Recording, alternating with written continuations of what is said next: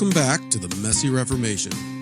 My name's Jason Rice, and I'm the Associate Pastor at Bethel CRC and Chaplain at Central Wisconsin Christian in Waupun, Wisconsin. My co-host is Willie Cronky. He's a member at Pease CRC in Pease, Minnesota. We're just a couple of guys who love the Christian Reformed Church and want to see Reformation happen in our denomination. But we realize that whenever Reformation happens in the history of the church, things get messy. And after the last couple of synods, and as we move into this rebuilding phase of the Reformation, things continue to be messy in the Christian Reformed Church. So we're taking the opportunity to have conversations with pastors and leaders throughout the Christian Reformed Church to find out what's going on in our denomination, but also to talk about what Reformation and rebuilding might look like. If you haven't already, take a moment to click subscribe so you don't miss any of our upcoming content. We're dropping episodes every single Sunday evening. It's also important for you to know that you are our marketing plan. We rely on you to spread the word about what we're doing at the Messy Reformation. We rely on you to share our content, and we also rely on you to give us 5-star reviews and provide good feedback for this podcast. You can also support us financially on Patreon or Substack. All the money raised is used to build the platform of the Messy Reformation. With all that said, we're going to get to this week's episode, which is part 1 of our conversation with Kurt Ritsema.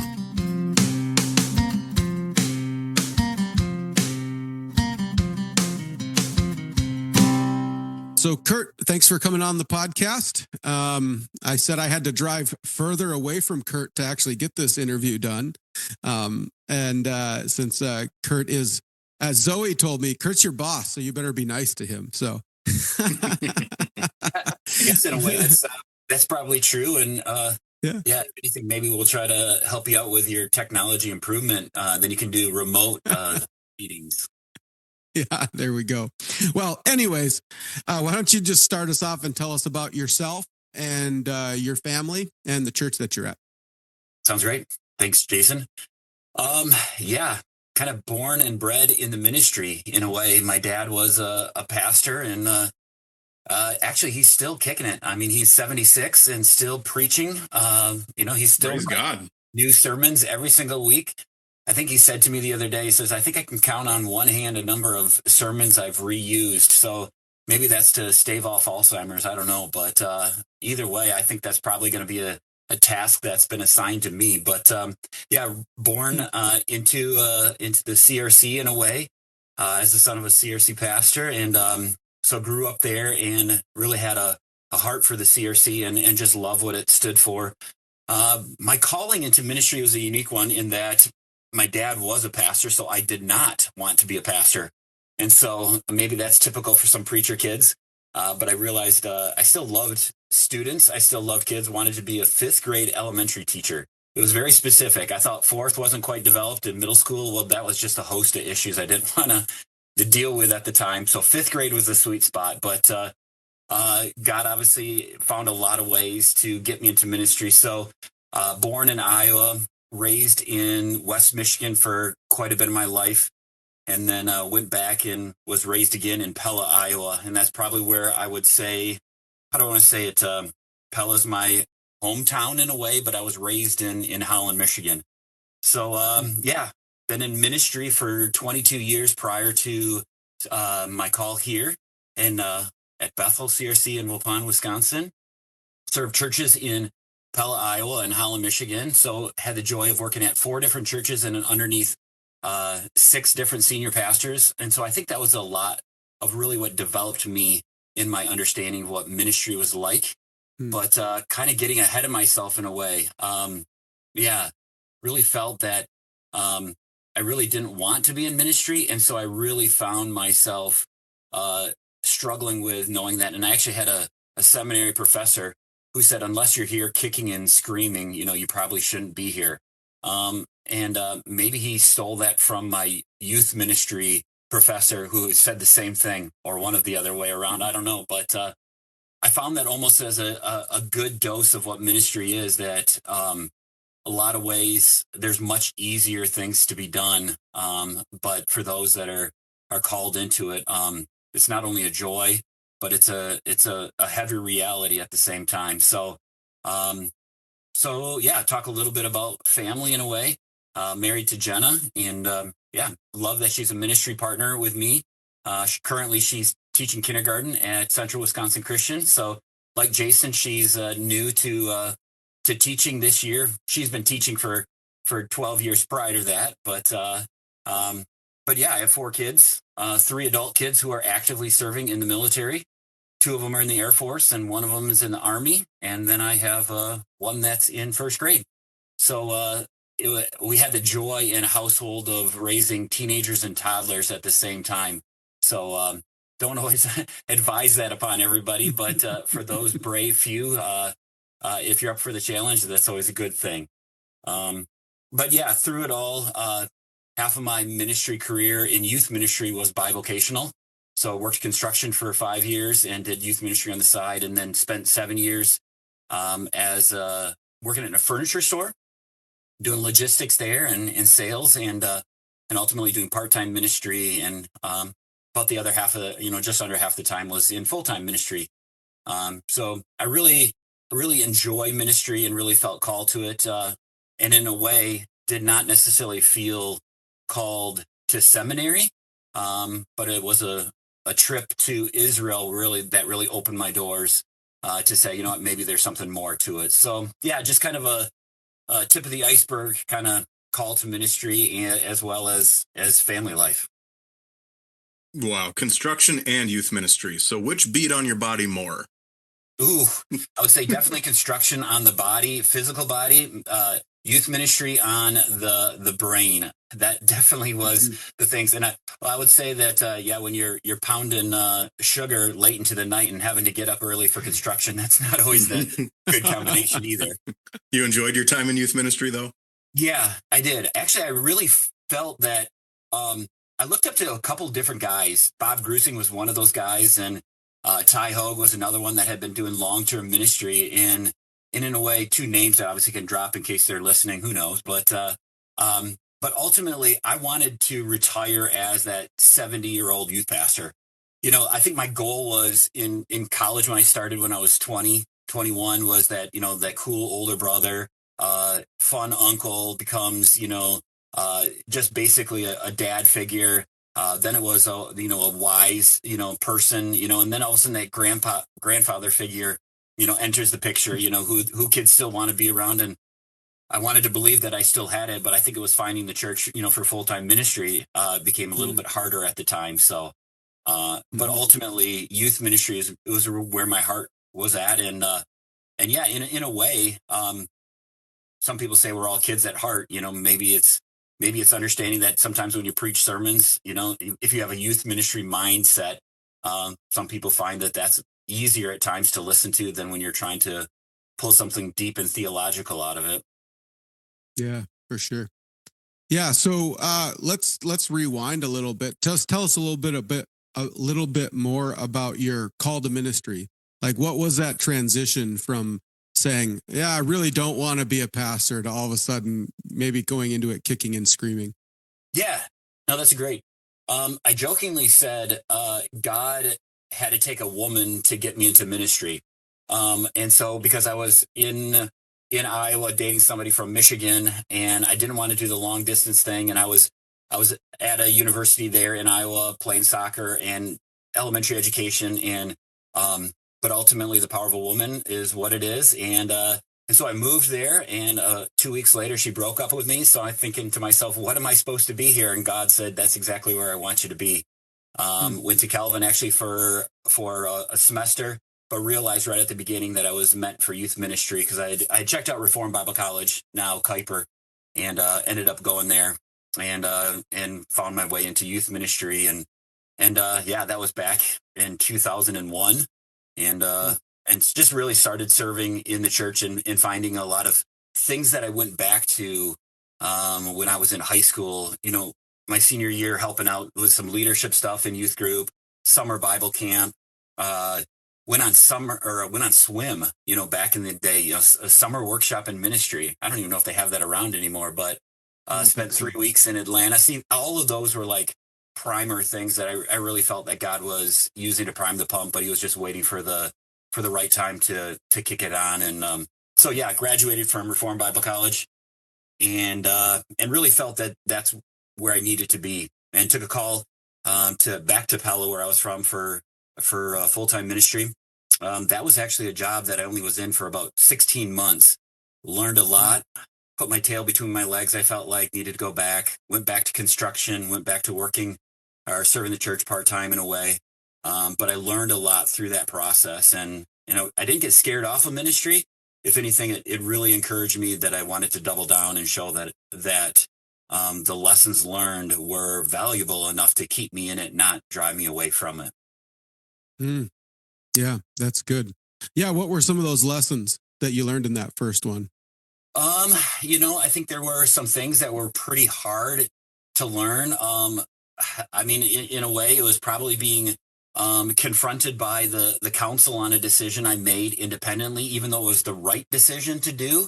But when they confronted me because they felt that maybe the process of decision was usurped. But one of those instances where the youth group had an offsite location and keys were made available, and so there was free reign. And so some of those times where you just have to make the decision to change the locks out just because of what the reality is, and they said that wasn't the right decision to do, or I didn't have the authority to make that decision. So all of that being said, how that played out really was kind of the end of the call there, and ultimately I realized that through it all, I thought to myself, when you get let go from a ministry, it's like, who's going to want to hire somebody that gets let go? And that was probably my first thought of just saying, like, okay, am I meant for this? Is this what it's supposed to be? If you find your first job and you fail at it. And I think in a lot of ways, you're doing the right thing when you have to make those hard decisions. And ultimately, that's what leads to, at times, people feeling challenged, or ultimately just a case where you have to step out, almost like Queen Esther in a way. You're here for a time such as this, and sometimes that time's only 16 months, but I can undoubtedly say that I'm not alone in that time frame. I know there's plenty of other youth pastors that have done short stints in locations.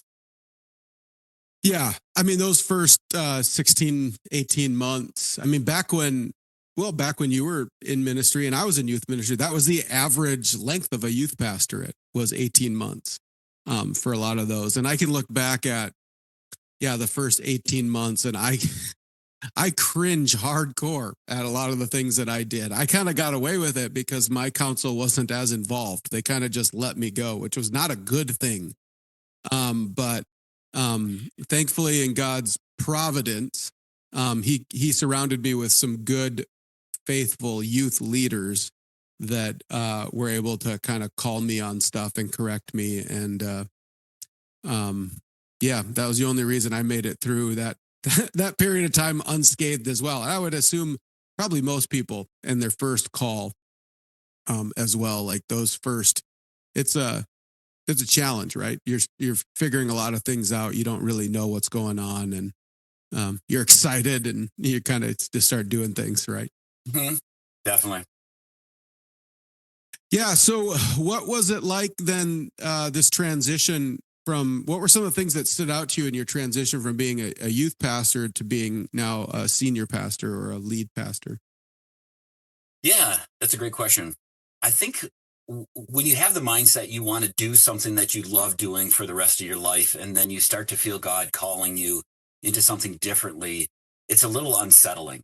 And I guess I've often felt that senior pastoring, if you want to call it that, was something that maybe was on my radar, because growing up in that and knowing what I saw my dad do. And I think some of it is the things that I ran from, or the things that I didn't want to do, whether it's, late night meetings, or, the hard stuff when you're, really just journeying with people through difficult things in life. I found that I could do that with students and or their families, but ultimately it's like, did I feel prepared to do that from cradle to grave? And so maybe those are the things that I felt that I didn't want to do. So the challenges were kind of set forth, in seminary, and obviously there was plenty that they couldn't teach you because it just required on the job training. And so now for really being 2 years into it, so yeah, I did the 5-year distance program through Calvin Seminary. Enjoyed it. It provided opportunities for me to do continued youth ministry, continue to work as what I needed to do, but ultimately realizing that in and of itself is different than the residential program that maybe would have provided different type of training for me as a senior pastor, but that was what it was. And so I think in some ways the distance program allowed me to navigate what working by yourself at times means, being in an office, having to just get things done, uh, dealing with random phone calls or people stopping at your door. A lot of that can be said when you're working from home. You just have to deal with interruptions versus you find yourself holed away, out at the library or something like that. But I think ultimately the challenges that it's given for me are the good things that have prepared me to be, I think, a senior pastor too. That while I was dealing with a niche group of individuals from 12 to 18 or 12 to 22, now you have the entire church and in so many ways there's a lot of overlap. And I think that's ultimately what got me excited about ministry, working with an entire church and realizing like my experiences could carry over into a lot more development areas. Yeah, especially as you work with those, you know, older members as well as, the really young ones that are still in elementary school and they have siblings and they're looking up to them and find ways to connect with them too. Yeah. Yeah. I think in a lot of ways, right? Ministry is ministry. It looks a little bit different at different age groups, but I've told people this. I was actually surprised at the number of conversations I had with 60 and 70-year-olds that were pretty similar to conversations I had with 16 and 17-year-olds.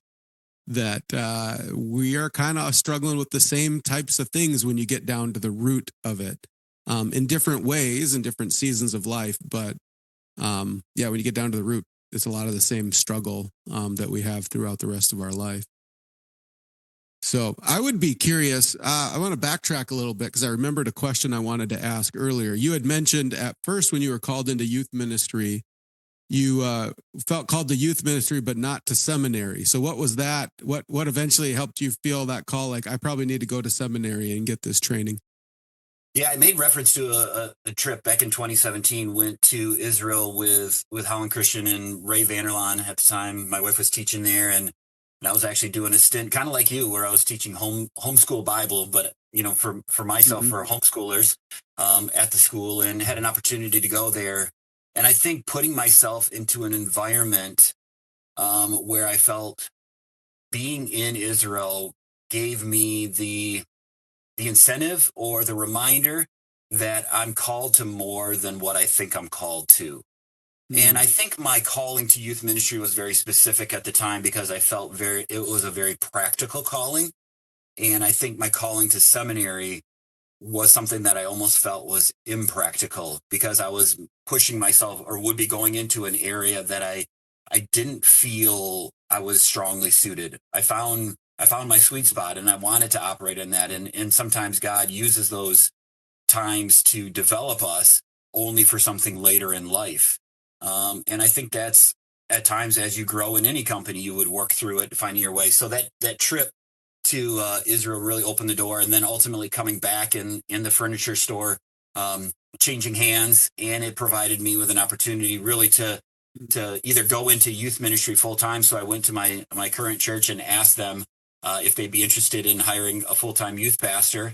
One of the hardships of doing a job too well on a part time basis is that they're maybe a little reluctant, and that was kind of my fleece in the moment, knowing that, saying like, because of all the developments of what it was, the store closing, the trip to Israel, and that if they said no, I really feel like that was my time to go to seminary. Looking at that was in 2018 then, and knowing that my third was going to graduate from high school in 2023, the same time that knowing that would open myself up for calling. God really actually opened the door very clearly that that's what I needed to do. And so I didn't actually fight it at that point in time. I think I embraced it. I said I graduated from the distance program, which is what I did. My first year was actually residential, but then my daughter was born right at the tail end after my first year. So staying home with her and switching to the distance program was what was deciding at that time. So I guess the question to at hand was realizing that youth ministry prepared me for seminary and for going into senior pastorate work that I didn't think I was prepared for, but the circumstances around me were preparing it for me. Mm-hmm. Yeah, I remember having that conversation with somebody because I was part-time youth ministry for the first half of my time, and then full-time after that. And and just the way it worked out, when I first started off part-time, I had my own business I was running on the side. And so that supplemented my income, and I only had to work like 4 other months out of the year. And so the other 8 months, I was basically just doing working full-time youth ministry on a part-time salary. And eventually it's jumped out at me like I'm not doing anybody any favors actually by doing that, because I'm setting some unhelpful expectations. And even though the council was like, we know that you're doing that, when it came time for me to go to seminary and say, hey, I can't work 2 jobs and go to seminary full time, they're like, well, if we're going to make you full time, we have to increase what you're doing to justify it. And I was like, no, hold on. I've already showed you I've been putting in like 50 hours a week doing what I'm currently doing. And we had to have a pretty long conversation about that. Eventually they did. But yeah, I think, I don't know. I just think it's a practical aspect. You can almost take a little pride in it. I was like, oh yeah, I'm working full time on a part-time salary. And then I was kind of rebuked a little bit afterwards. And like, actually, I didn't help our church out, and I didn't help out any future youth people out, and even myself really, by doing that. Well, shame on you. I mean, all these things to say, we know the laborer deserves his wages, but I mean, going above and beyond like that, I mean, you really did set your people up for failure afterwards. Yeah. I think in some ways you ultimately find yourself doing that because your heart is in it and you're willing to do it. As most part-time jobs are, it's almost full-time work, part-time pay, because you end up just giving way more than it is. And not that you're being taken advantage of, to that degree, but it's just the understanding, like, how do you balance between what's considered part of the job and what are you volunteering for the job, because that's part of your calling too. And you ultimately have to have clear lines of delineation of what you're called to do, what you're supposed to do, and what you choose to do, all things considering. Yeah, for sure. Yeah. So what was your experience at seminary? Was that a good experience for you? Was that challenging for you, or? No, I think that's one of the reflection questions that, most seminarians get asked right away after they graduate. Well, how was it like? So I chose Calvin Seminary, even though I was living in Holland, and I think it was only like 20 blocks away from Western Seminary. And knowing that the EPMC program was available, it's just like, oh, you could do in-person classes and, avoid the drive time, all of those things. But growing up in the CRC, knowing that that's where I wanted to be, that I felt like if I needed my formative development, I should probably do it from the seminary within the denomination I wanted to serve. And so my time there was good. And actually having both maybe was an okay thing, where my first year being residential, I really enjoyed that. But for practical reasons, switching to the distance program was good and needed. But it also made it hard because it gave me a basis of comparison. And that's where you're staying friends with residential students, getting to know some of the distance students. And in some ways, it becomes a parallel track where you're both taking the same course, but the residential students are almost getting a slightly different version of what you're getting, not only because who's teaching it, but you're at the discretion maybe of um, yeah, the syllabus or, content, taught, whatever it might be. So while you graduated with the same thing on paper, you almost have a vastly different experience. And I think some of that comes out was talking with students that were residential versus distance. And I mean, don't take that as one is less than the other, but I feel that both provided me with the opportunity for the experience necessary, and both provided me with the exact same outcome, or both, bring you to the same outcome. But ultimately, for me, my experience was right on the cusp where Calvin was changing, where they went from, I think, 104 credit hours down to 87 credit hours. The languages, requirement was changing. So, do I look back and say, man, I was suffering through Greek and Hebrew? But afterwards, those are the things that were worthwhile learning. And those were the things that, as I'm doing my exegetical work, I do have that basis for understanding that did prepare me for it. And yeah, there's plenty of online resources and tools that you can use for that same type of identification and understanding. And but ultimately, I look at the classes that I took as being supportive of my education. And I said earlier, they can't teach you everything, and they can't teach you the practical things. And so the internships and the cross-cultural experiences, all of those are developmental in their own ways. But there was still plenty that I wish I had learned. I would say probably the pastoral care was where the area that I wish I had more development in, because that's something that's so specific to the area you're going into, the town you're going into, the church that you're going into, that maybe that's why it's hard to teach that, because if you're doing an urban or a rural setting, if you're doing something with a new ministry or a long-term church that's, more established, yeah, how do you create new and tangible tools to do that, to teach that at the seminary level? I would probably say my experience, if I had to grade it, was probably a B or a B plus. Knowing that there was probably more that probably could have gone into it, but it really was above average. But I think probably my place in life, being a husband and a father and working, was probably a different experience than if I was, full-time residential, single, or just married, no kids, all of those things. So that's probably how, yeah, I would definitely say that's the grade I would probably give it. Yeah, sure. Yeah, I mean, it's a big conversation that's happening all over right now, is like, what should seminary be, right? We just, the episode that's airing before this one is with Jim Hollandoner, and he was pretty strongly saying, hey, I don't want a doctor operating on me who took online classes. And I don't want a doctor operating on me who barely passed through it, where they're lowering the requirements repeatedly, right? So he was casting a vision for this really high expectation. And anybody who knows me knows I'm not about lowering expectations. And yet there's other people, like Calvin would say, like, they're trying to lower credits and make it easier entry for people because we have a pastor shortage. And so we just want to try to get people into the ministry. So they're like, we're trying to kind of lower the barrier to entry.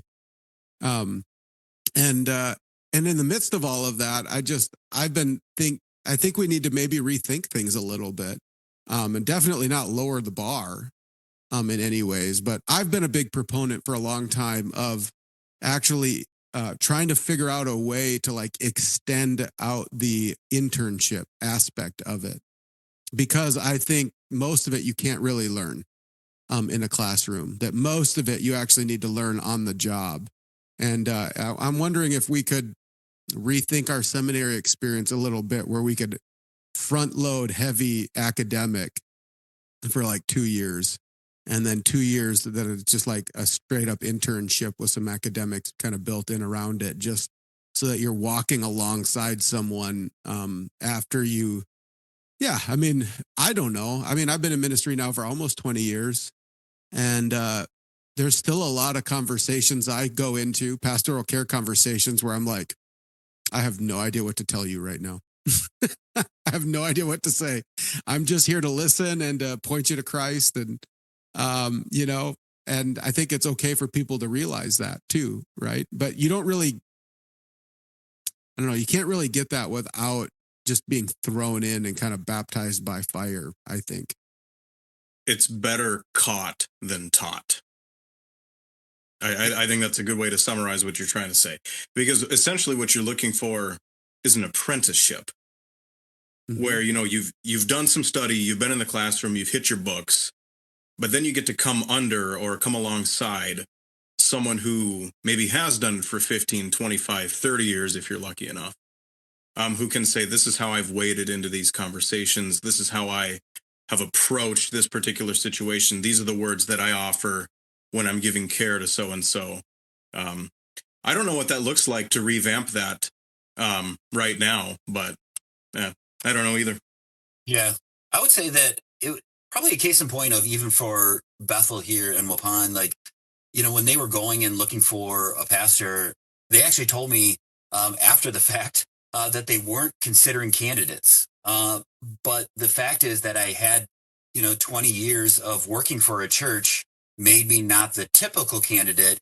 They knew that I was probably strong in the ministry experience.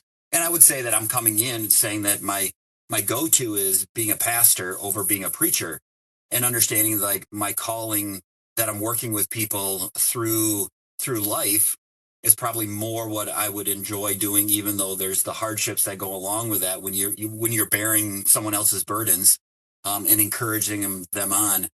But ultimately, the areas of preaching is where I know that I'm still cutting my teeth. And blessings to Bethel for allowing me to try different things and finding out things in ways that do work, and trying to learn along the way. But I think when it comes down to some of those things, that, being a preacher is what I do and what the majority of people see me doing. And I think that's where the internships can probably provide you with those opportunities, just as much as your pastoral care opportunities. And maybe somebody would be willing to talk to somebody that's pretty green in that area. But I think most people, if you're looking for a counselor, you're looking for somebody that's been through life a little bit, has a little bit of understanding, and you can have plenty of head knowledge going into it, and you can have plenty of degrees behind your name. But some of the life application stuff is what it is. So I think that's where this job has really provided me with opportunities to do both, do the things that I enjoy doing, and in a way having youth ministry as my internship, so to speak, my 2 decades of preparation, that I know that I was farther along. And I was grateful that obviously Bethel was willing to bring me in and having a conversation with me at that point where, I knew that maybe I wasn't the perfect person they were looking for, but they saw what I could bring to the table. They saw what the church was needing in that moment. Maybe they were foreshadowing or forecasting what was to come, and they believed that maybe I could be that person. And I think that's the combination that, it's not an either or, where you can be all in on being an excellent preacher, but you lack some of the pastoral things, or you can be really good at pastoring, but lacking in the preaching. So how do you find, you're right, that right development for both at the seminary level, especially for people that are either coming right out of college or are truly doing it as a second career, that have little to no ministry experience. That's all we have for this week. If you want to help us out and support the Messy Reformation, another thing you can do is sign up for our newsletter through Substack. That way you'll get episodes and summaries sent directly into your email inbox. It also gives us the ability to communicate with our audience, which is one of the biggest struggles of a podcast. So head over to the Messy Reformation on Substack and sign up for our newsletter. But until then, don't forget this is Christ's church, and he bought it with his blood. And we've been warned that wolves will come in trying to destroy the flock. So keep a close watch on your life and on your doctrine.